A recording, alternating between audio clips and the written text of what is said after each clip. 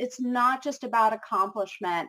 It's not just about checking things off that list, but how much are we really, again, aligning with our true north, our GPS? How are we being when we show up in different situations and really starting to include that in our definition of success? Welcome to the My Future Business Show, where we get you in front of your best audience and keep you there. Not only are we interviewing the biggest names in business to help you become even more successful, we're inviting you to book your spot on the show to help you grow your business. So at the end of the call, make sure you fill in the interview application form at myfuturebusiness.com/interviews. Hi and welcome to the My Future Business Show. My name's Rick Nuske. It's so wonderful to have you with us. I hope you are doing well no matter where you are in this wide, wonderful world today. Now, listen, I'm on the line with Rachel Karu. Rachel and I have had a wonderful experience in the past, which you can find on the My Future Business website. Today we're going to take a little bit of a different angle with Rachel. We're going to be talking about her passions, but for those who haven't actually been on the show, I'm going to get Rachel to start off by sharing her background and actually what her passions are all about, and then we're going to be moving on to her GPS methodology and the retreat that she's offering. So if you don't mind, Rachel, if you could share a little bit about yourself and your passions with the My Future Business audience. Of course, and I'm delighted to be here, Rick. So my passions are really about inspiring reflection and results. I think oftentimes in our day-to-day trying to deal with the chaos of the day, as well as our quest to be in service to others, that we often disconnect from foundational pieces of ourselves, such as our values, what energizes us, the work-life balance, our strengths. So I very much enjoy creating that safe space for folks to quiet down and to reconnect to those foundational pieces of who they are so they can be more mindful in their choices and thrive both professionally and personally. Thank you. I wonder, how does this apply to your own existence, your own life? What are some of the things that you're doing that you love, you really, really love doing? I really appreciate that question. Yes, another one of my primary passions has always been core to me, has been creatively self-expressing through my voice primarily. I love to sing and perform, and I actually stopped doing that for over 20 years. Oh, wow. Yeah, I went to the American Academy of Dramatic Arts, which is a very well-known acting school, at the tender age of 18, and didn't get into their second year program and didn't realize it at the time, but I was a full-fledged perfectionist and I thought I must suck at this. And that's what launched me back to go to school and to get into human resources and training and organizational development. And even when I was the human resources manager at EMI Music Distribution, which at the time hosted 10 record labels, no one had a clue that I sang, because anytime I would attempt to sing, my arms literally would be glued at my side numb because I was so fearful that I wasn't going to get it right. And that changed about 15 years ago on my way to facilitate a work-life balance workshop when my life was not feeling so balanced. I was in a car accident. And thankfully it wasn't too serious. I did go to physical therapy though and saw a flyer for a workshop called Joy of Singing, which changed my life and not only reconnected me back to my passion for creatively self-expressing through primarily song, but I also wrote an autobiographical self-help book about my journey titled Stepping Into More, Lessons from a Recovering Perfectionist, which is definitely a lifelong journey, and also producing a CD of songs, Stepping Into More. That's fantastic. I wonder, how did it feel for you, that first moment? I always like to go back to that moment where you started to sing again. What was the feeling that you had when you realized, hey, you know what? I don't actually suck at this. Yeah, you give me the chills just even remembering all of that, because it was really at that workshop where I sang for the group, and then the workshop culminated in a performance where we needed to invite friends and family. And the director of that workshop, Warren Lyons, who unfortunately passed away, he assigned me a very, very challenging Stephen Sondheim song. And I was like, oh my God, can I do this? Am I, capable of doing this? And yet there was this deep inner knowing in myself that I was really reconnecting to who I was. So it felt very courageous and scary. And Yes. then once I was able to actually not only complete the song, but really thrive with the song, it was just so affirming. And it was really like I was starting to reconnect to what I like to call my true north. That's fantastic. I wonder what types of songs you enjoy singing. Oh, all kinds of songs. I love singing musical theater, like Defying Gravity or songs from Les Mis. I love pop songs. I actually just recorded my version of You Learn from Alanis Morissette, as well Yep. as Shallow from Star is Born. So really a variety of standards and pop and musical theater. That's great. Thank you so much for sharing. Now, with your the people that you work with, do you make this an integral part of your programs? Tell us a little bit about this and how it affects those you work with.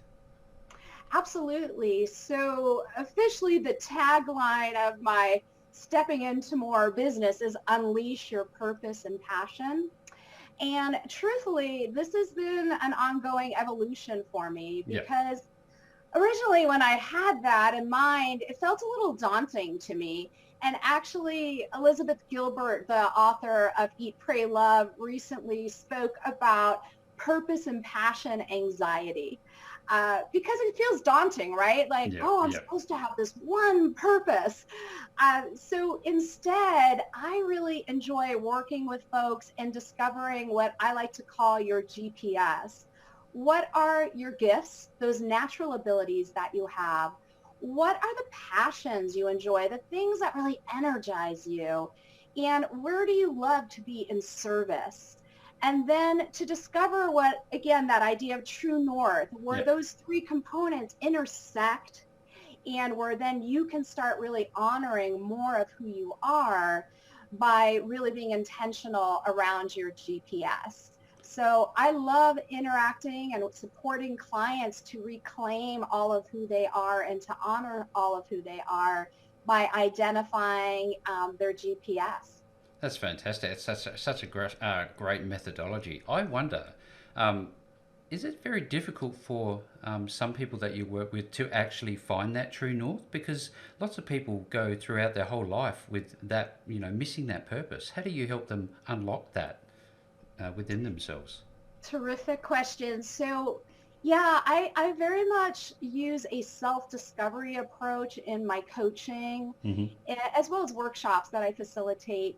And, part of the coaching journey is, first of all, creating that safe space for people to quiet down and to give them permission to even just reconnect to what is it? Like, Yeah. what are those things that they're good at, that they love doing, without then get immediately what our brain tends to do is, shut it down. It's just Yeah. like, oh no, that's not practical, or oh, you can never do that, or you're Oh, not good at yeah. that. Yeah. Self doubt. So, so really in coaching, it's giving people that space and reminding them to really honor themselves in that way by allowing those aspects that are core to them to resurface, and then to also notice what gets in the way of them honoring that. And oftentimes it's our own internal chatter, right? Yeah. We have this old storyline and our brain loves to be lazy. And the brain much rather keep giving you that old storyline, even if it's not serving you. And we tend to take the brain as gospel, but the brain lies to us all the time. So part of the journey is learning to be more of a third party observer in your brain. And the more awareness you have around your gifts, your passion, where you love to be in service, your values, your strengths, then as those old tapes come up, you have more of an ability to hit the pause button and to really ask yourself, what is going to be my choice in this moment? What is going to best serve me? And that really requires you to start building new habits. Yeah. And that takes time, right? So it's like going to the gym. On the one hand, we want to understand that old muscle of what are those old tapes? Why are they there? Hmm. How might they think they're serving me? And not to try to push them away, but to really understand and be compassionate with them. And at the same time, let's build a new muscle of really reconnecting to who we are at our core. What is our GPS? So again, when those choice points come up, we can be more mindful on what we're saying yes and what we're saying no to. Yeah, it's that psychology, isn't it? And do you find that people regress in terms of going back to those old tapes even after being through your program? And what do you say to them if you find them doing that? Just like I said about myself and perfectionism being a lifelong journey, Hmm. it's a lifelong journey for everybody. Yeah. And that's why having mindfulness practices and ways to reground yourself continually is really key because we're human and, we're going to get triggered by things, open mouth, insert foot. Um, I do that every day. We've all been there, right? So the more that we can be kind and compassionate with ourselves and recognize this is not about perfection. This is about building this new muscle, building these new synapses in the brain. And it takes time and it takes a lot of patience. Yes, thank you. This is just wonderful feedback for everybody who's on the show today. Now, Rachel, I would like to know um, what type of delivery modes that you have. Do you work with people online and offline? And if you're working with people, say online, let's start there. What are some of the steps that they go through? Yeah, so I focus on what I like to call personal and professional development. The majority of my coaching is online, usually via Zoom or Skype if you prefer, or some people prefer the phone. Hmm. And the process when I'm working, whether it's with individuals or in corporations, is to begin that reflection process by completing a self-discovery questionnaire. And that gets people thinking about themselves both personally and professionally. And Yeah. of course, it gives me a way to start to get to know them. And then when I meet with folks, we decide in the beginning how we're going to co-create our relationship and where we want to hone in. So oftentimes there's a data collection phase where we'll use different assessments depending on the need. So for example, we might do a strength-based assessment to help you really discover those activities that energize you. Yeah. We might go through a process to identify your GPS, your gifts, those things you're naturally good at, but might not always want to do or like doing, Yeah. your passions and where you like to be in service. Sometimes I use 360 feedback, depending if it's more in a corporate setting where you're getting feedback from others in all directions. So whatever means we use to assess, we'll use that as data collection.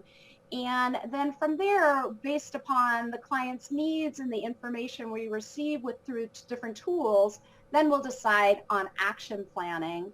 And then really the rest of the coaching is very much focused on bringing those action plans to life.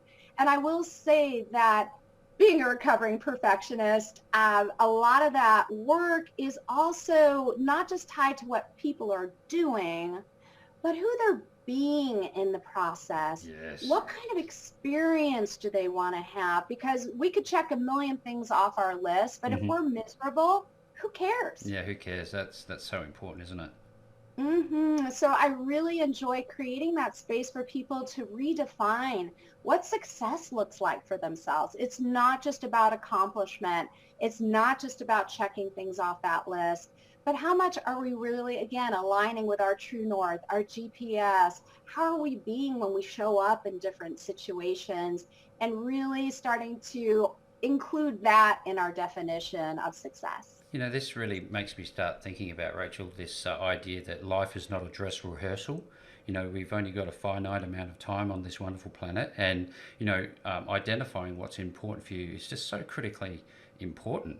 Now, I wonder, with your HR background, A couple of things actually. Your HR background, you've obviously got a lot of tools and strategies that I'm personally aware of. You know, your 4 quadrant management, personality profiling. Do you use any of those tools in your coaching to help people find that true north? Yeah, so again, depending on people's needs, I use a variety of different tools. So sometimes I'll use the Myers-Briggs. Sometimes I'll use strength-based tools. Yeah, and I have a tools around conflict resolution. So it just really depends on the client's agenda and what's most important to them. I don't like to focus primarily on those tools because Mm-hmm. so much of it is our interpretation, and I see you as the expert on you. So ultimately it's not about this tool or assessment saying you are this way, you Yeah. should be this way. It's really, how does it resonate for you? What has meaning for you? And what do you want to do with this information? Yeah, that's wonderful. Thank you so much for your feedback. This is a great call for everybody who's on the call today. I'm going to obviously make all the links back to Rachel. Rachel, I'd love to now talk about when somebody's working with you, they're online. Do you give them, I guess, homework to do, for lack of better ways to put it? Do you get them to take notes, keep diaries? What are some of the practical steps that somebody you will take them through? Absolutely. I like to call it home fun. Home fun, yes. Well, that's a Yeah, better way to couch it, isn't there's a it? little reframe. Yeah.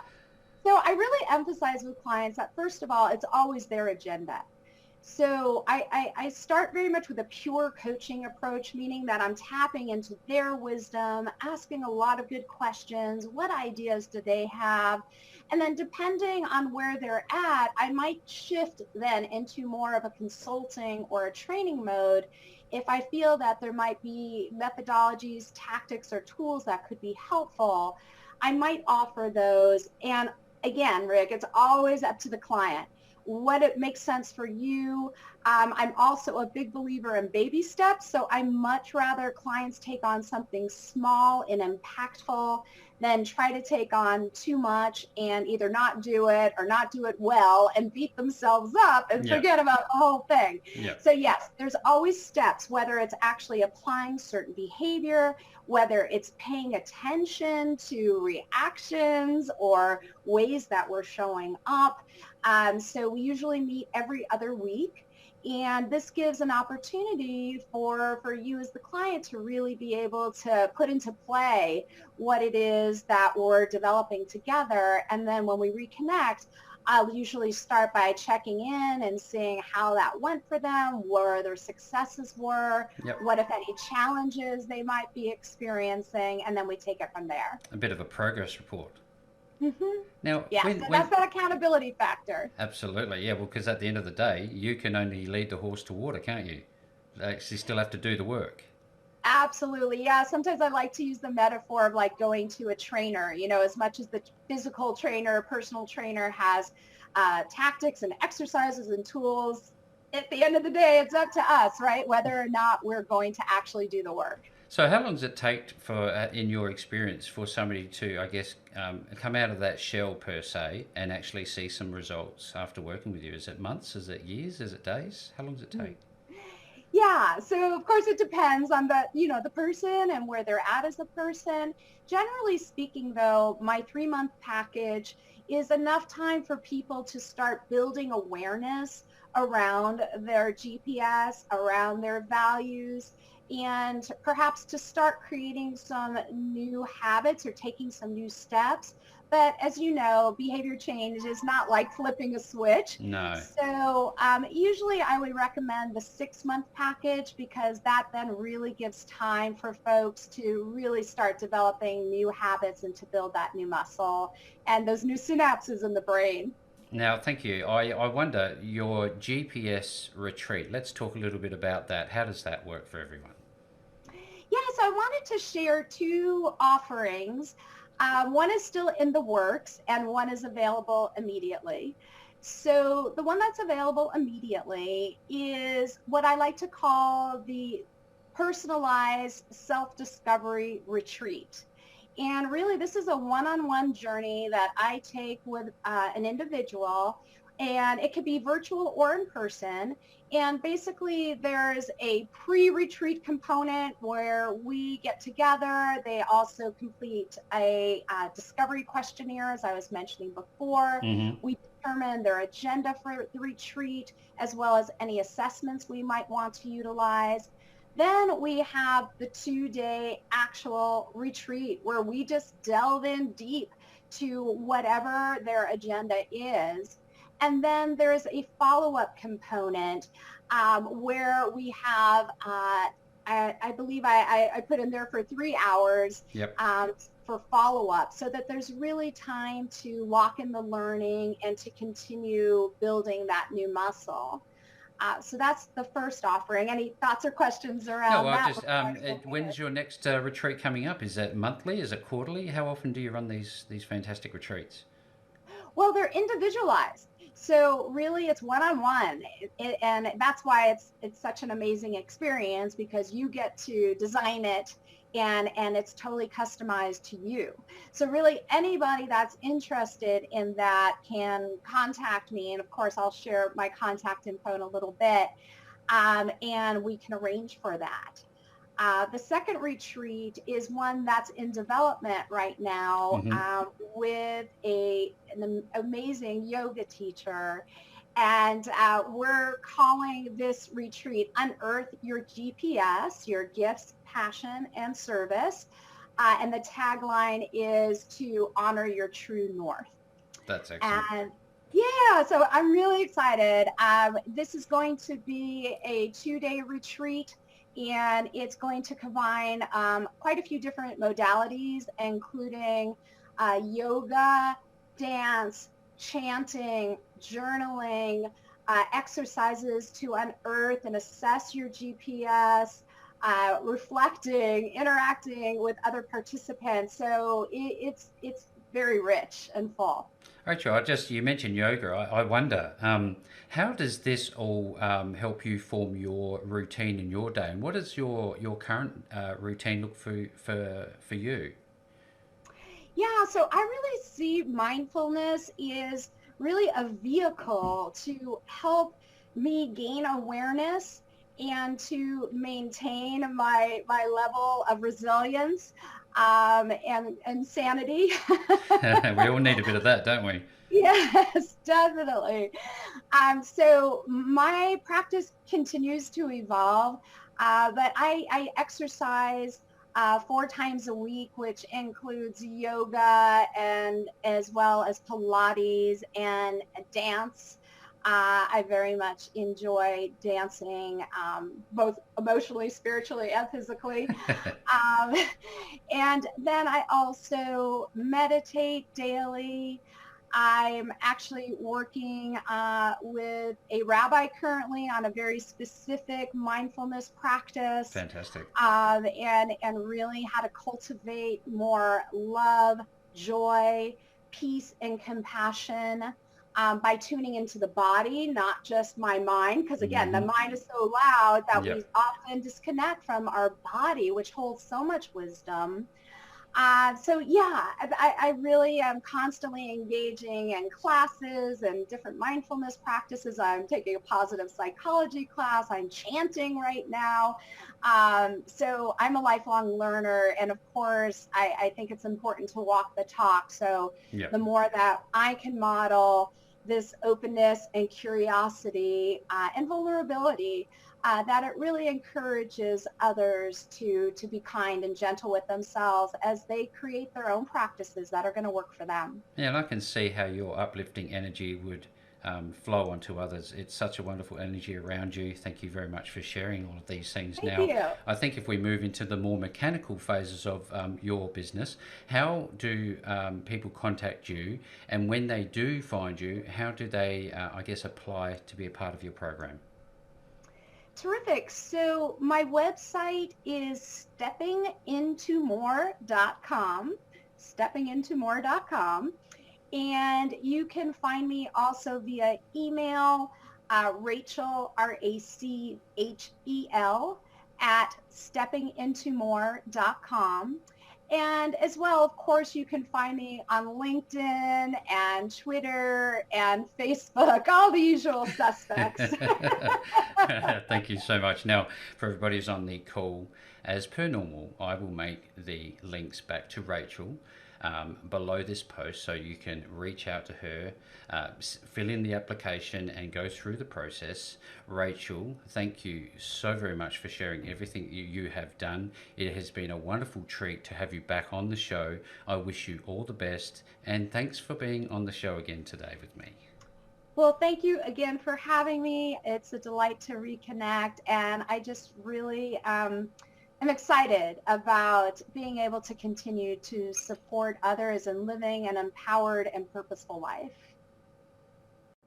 Thanks for joining us today. If you enjoyed the call, then make sure to subscribe, leave a comment, share us with your friends, and book your spot on the show at myfuturebusiness.com/interviews. And if you're looking for solutions that will help grow your business, then visit myfuturebusiness.com/shop.